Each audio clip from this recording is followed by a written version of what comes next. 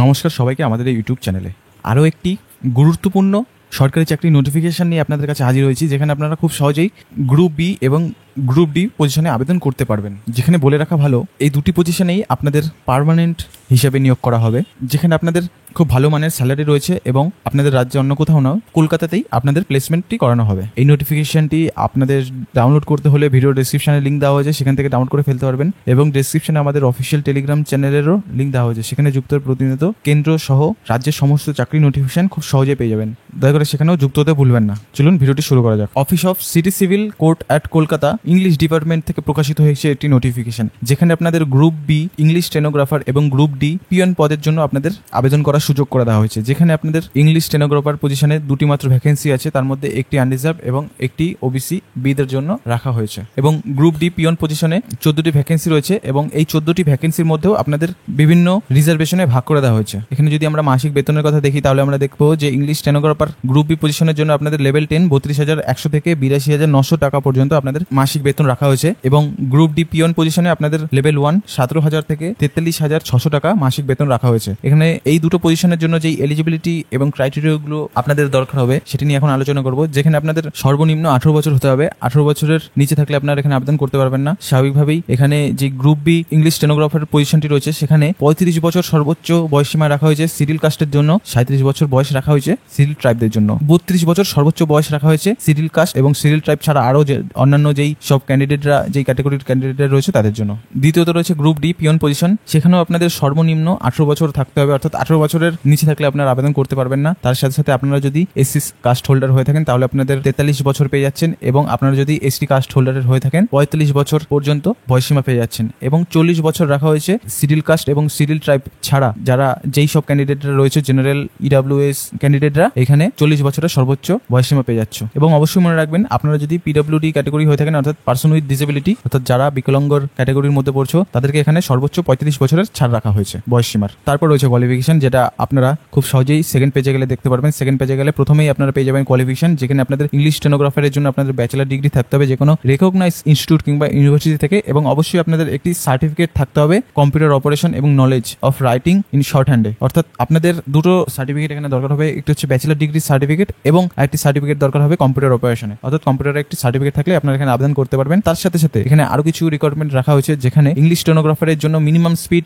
80 word per minute in shorthand এবং minimum speed 30 per minute in typing ইংলিশের মধ্যে রাখা হয়েছে, যেটা কিনা আপনাদের 10 মিনিটের মধ্যে করতে হবে। এখানে এটাতে গেলে আপনাদের ইংলিশ স্টেনোগ্রাফারের পজিশন। এখানে যে গ্রুপ ডি আপনাদের পিয়ন পজিশনটি রয়েছে, তার জন্য আপনাদের সর্বনিম্ন 8 পাস থাকলে চলবে। আপনারা যদি 8 পাস করে থাকেন তাহলে আপনারা গ্রুপ ডি পিয়ন পজিশনের জন্য আবেদন করতে পারবেন। তারপর রয়েছে আপনাদের সিলেকশন প্রসেস, যেটা হচ্ছে এক্সামিনেশনের মাধ্যমে সিলেকশন প্রসেসটি কমপ্লিট হবে। যেখানে ইংলিশ স্টেনোগ্রাফারের জেনারেল ইংলিশ ফেজ 1 এ আপনাদের জেনারেল ইংলিশ থাকবে, যেখানে মাল্টিপল চয়েসের কোশ্চেন থাকবে, যেখানে আপনাদের correct use of word, correctness of sentences এর মতন বিভিন্ন রকমের কোশ্চেন থাকবে। তারপর ফেজ 2 এবং ফেজ 3 মাধ্যমে আপনাদের এই সম্পূর্ণ এক্সামিনেশনটি কমপ্লিট হবে। এটি গেল হচ্ছে ইংলিশ স্টেনোগ্রাফারের জন্য। তারপর রয়েছে আপনাদের গ্রুপ ডি পজিশন পিয়নের জন্য, যেখানে আপনাদের এখানে রিটেন টেস্টের মাধ্যমে আপনাদের এখানে নিয়োগ প্রক্রিয়াটি চালু হচ্ছে, যেখানে 100 মার্কসের মাল্টিপল চয়েস কোশ্চেন থাকবে। প্রতিটি কোশ্চেন 2 মার্কস ক্যারি করবে এবং 60 মিনিটের মধ্যে আপনাদের পরীক্ষাটি কমপ্লিট হবে, যেখানে আপনাদের অ্যারিথমেটিক্স, ইংলিশ, বাংলা এবং নলেজের মধ্যে থেকে কোশ্চেন থাকবে। আরো একটি গুরুত্বপূর্ণ বিষয় হলো নোটিফিকেশন থেকে, যেটা হচ্ছে ইংলিশ স্টেনোগ্রাফার পজিশনের জন্য যদি আপনারা আবেদন করে থাকেন তাহলে আপনারা আনরিজার্ভ ক্যাটাগরির জন্য 400 টাকা দিতে হবে এবং এসসি এবং ইডব্লিউএস ক্যাটাগরির জন্য 350 টাকা দিতে হবে।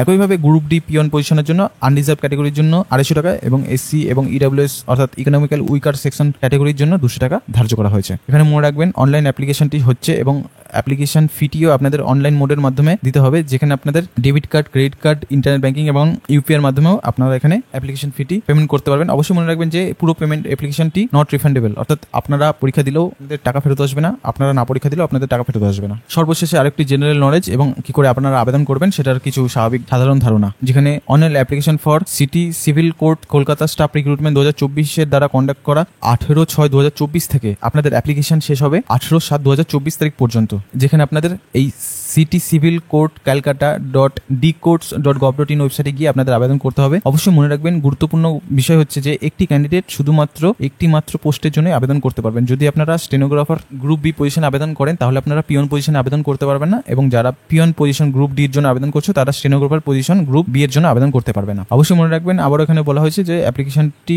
অনলাইনে যেহেতু করা হচ্ছে, অ্যাপ্লিকেশন ফি দরকার হবে, যেখানে আপনারা ডেবিট কার্ড, ক্রেডিট কার্ড এবং নেট ব্যাংকিং ইউপিআই এর মাধ্যমে আপনারা আবেদন করতে পারবেন, অর্থাৎ অ্যাপ্লিকেশন ফিটি পেমেন্ট করতে পারবেন। এবং আরেকটি গুরুত্বপূর্ণ বিষয় হলো SC ST OBC A OBC B EWS ক্যাটাগরিরা যারা ওয়েস্ট বেঙ্গলের বাইরে থেকে আবেদন করছো তাদেরকে আনরিজার্ভ ক্যাটাগরির আন্ডারে ফেলা হবে। এই কথার অর্থ হলো আপনারা আনরিজার্ভ ক্যাটাগরি অর্থাৎ জেনারেলদের জন্য যেই অ্যাপ্লিকেশন ফিটি রাখা হয়েছে সেই অ্যাপ্লিকেশন ফিটি পেমেন্ট করতে হবে এবং আপনাদের বয়সসীমাও জেনারেলদের যেটা রাখা হয়েছে সেই ক্যাটাগরিতেই আপনাদের ফেলা হবে, যেহেতু আপনারা ওয়েস্ট বেঙ্গলের বাইরে থেকে আবেদন করছেন। যতই আপনারা SC ST OBC OBC B EWS ক্যাটাগরির মধ্যে হোক না কেন, আপনারা যেহেতু ওয়েস্ট বেঙ্গলের বাইরে থেকে আবেদন করছেন তাই আপনাদের জেনারেল ক্যাটাগরির আন্ডারে রাখা হবে। এই হলো আজকে নোটিফিকেশনটি খুব সহজে ডাউনলোড করে ফেলতে পারবেন আমাদের ভিডিও ডেসক্রিপশন থেকে, এবং ডেসক্রিপশনে দেওয়া আমাদের অফিসিয়াল টেলিগ্রাম চ্যানেলেরও লিঙ্ক দেওয়া হয়েছে, সেখানে যুক্ত হয়ে প্রতিনিয়ত সেন্ট্রাল সহ স্টেটের সমস্ত চাকরির নোটিফিকেশন খুব সহজে পেয়ে যাবেন। এবং অবশ্যই আমাদের এই ইউটিউব চ্যানেলটিকে সাবস্ক্রাইব করতে ভুলবেন না। সবাই ভালো থাকবেন, সুস্থ থাকবেন।